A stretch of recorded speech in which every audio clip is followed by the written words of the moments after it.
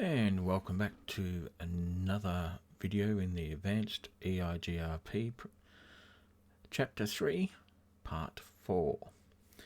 So in this presentation, which is going to be fairly short, we'll be talking about how we can manipulate routes, and we do this by selecting which routes we want to advertise or receive from our neighbours. So we're making adjustments to the routing updates, and we do this so we can alter our traffic patterns or reduce resource consumption on devices, or to improve our network security. So we do this with filters, mainly through ACLs during this chapter. And the other thing we'll be looking at is how we can manipulate the actual metric that we advertise. So, how do we do this? Well, when we apply a distribution list, either using named or numbered ACLs, IP prefix lists, route maps, or gateway IP addresses, we need to understand where they are applied. So when we put it inbound, the update arrives at the interface, and if we have a distribution list applied inbound, it's processed through the distribution filter before arriving at the topology table for the protocol. On the outbound, the update is generated and sent out, but it goes via the list or filter before being sent across the wire to our neighbour. So this has the effect of an inbound one can remove routes from the update, so they're never included into the topology table and therefore not installed into the router's information base. Or we can remove the network address out of the update before sending it to the neighbour, so it's not advertised downstream. Now the topology shown here is our one that we're going to use, and what we're going to do is basically modify the 100 network from router 1 and router 3. So it's the 10.3.100 and 10.1.100 networks that we'll be making our adjustments to during our examples. And up the top here you'll see distribute list command, and then all the options of the command. So we can use the ACLs, prefix lists, route maps, gateways. We then have to select the direction that the filter is being applied, and we can specify the interface if we wish. If we don't specify the interface, it's applied to all of them. Now, the process of applying the distribution list under the classic configuration is under the routing process, and in the named configuration we need to go into the topology base subsection to apply the lists. Now the way it works is any prefixes that are denied through matching the ACL for example, are filtered out. All the others that are permitted will be passed on. So routers 2 and 4 routing tables to start with. You can see that all 4 of our networks are there. Then we apply some filters. So let's go through the classic mode. So the first step is making an IP access list to filter routers 1's network. So we're denying the 100 network and permitting all others. And then, because we are showing both ways of doing it, we are creating a prefix list on routers 3's network. So here we have a prefix list, and the name of the list, we're denying the 10.3.100 network and then permitting everything else.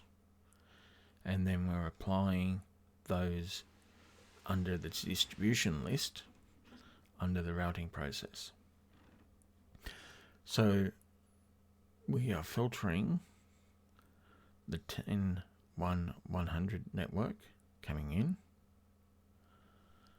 and we're applying the filter of the router 3 network outbound.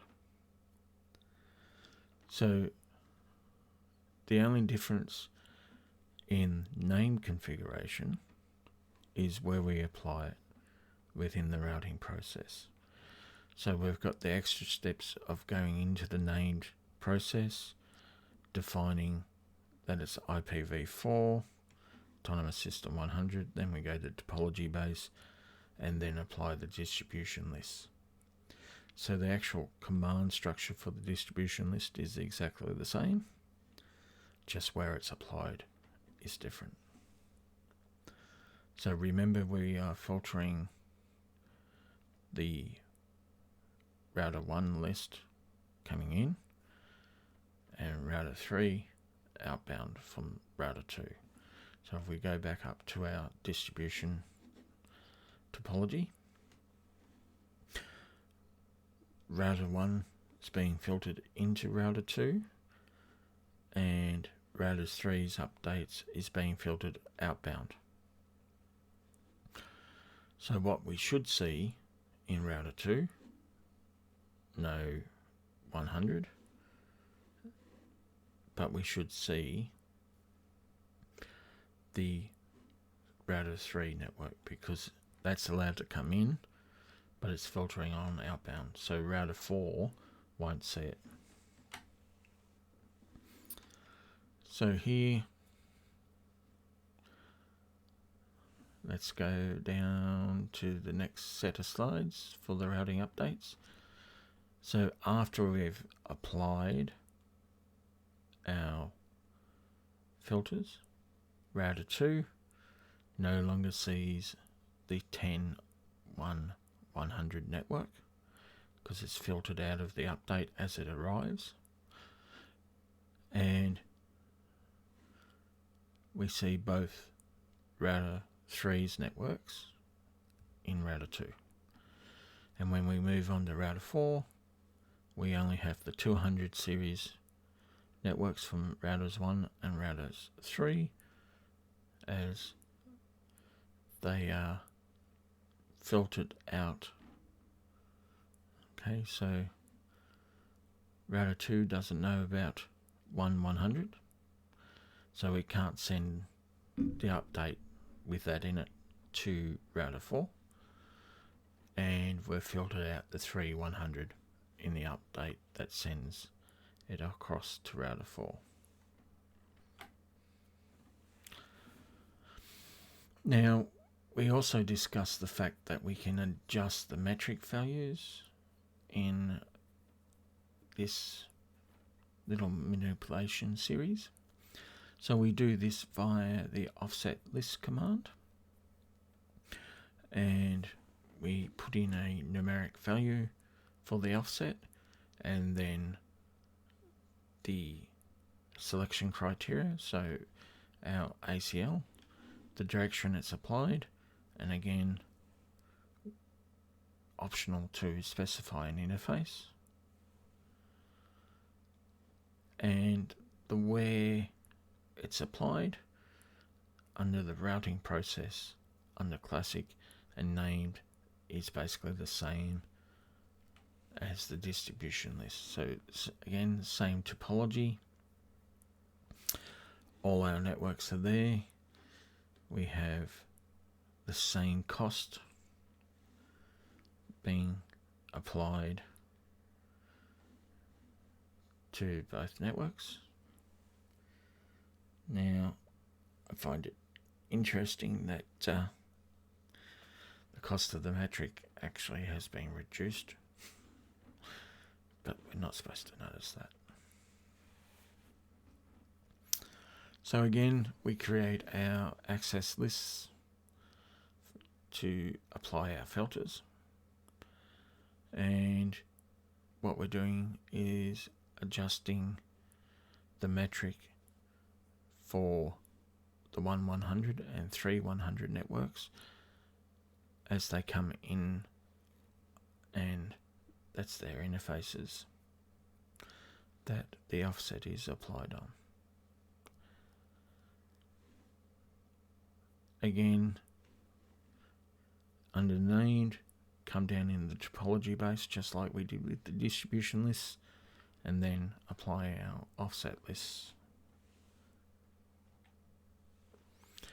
So when we have a look on our routing table, you'll see the metric has been adjusted as the update comes in. The metric cost has been offset by the value, which basically overrides the metric calculation for that route.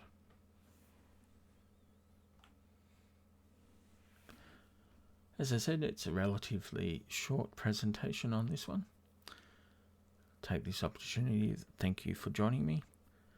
Hope you find it informative, and until next time, bye for now.